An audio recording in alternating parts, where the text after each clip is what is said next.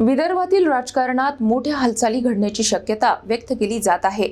अनेक पक्षांतील माजी आमदार, खासदार आणि निवडणुका लढलेले दिग्गज नेते शिंदेंच्या शिवसेनेच्या संपर्कात असल्याचा दावा पक्षाचे माजी आमदार आणि संपर्क प्रमुख राजन साळवी यांनी केला आहे।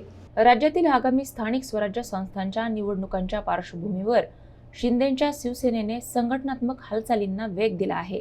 अलीकडेच बच्चू कडू यांच्या भूमिकेमुळे विदर्भातील राजकीय समीकरणांवर चर्चा सुरू असताना आता अनेक माजी खासदार, आमदार आणि विविध पक्षांतील दिग्गज नेते शिंदेंच्या शिवसेनेच्या संपर्कात असल्याचा दावा पक्षाचे संपर्क प्रमुख राजन साळवी यांनी केला आहे। राजन साळवी हे अकोला येथे बोलत होते।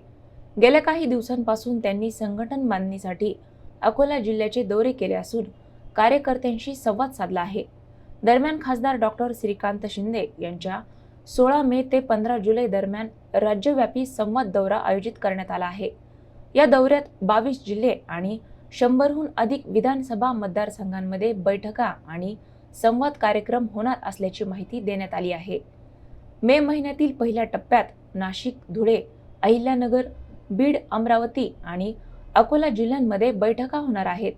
त्यानंतर जून महिन्यात विदर्भ आणि मराठवाड्यातील अनेक जिल्ह्यांचा समावेश असून जुलैमध्ये नागपूर, बुलढाणा, भंडारा, गोंदिया, ठाणे आणि पालघर येथे दौऱ्याचा तिसरा टप्पा पार पडणार आहे। आगामी जिल्हा परिषद आणि पंचायत समिती निवडणुकांच्या पार्श्वभूमीवर बूथ पातळीपर्यंत पक्ष मजबूत करण्याचा प्रयत्न सुरू असल्याचे पक्षाकडून सांगण्यात येत आहे।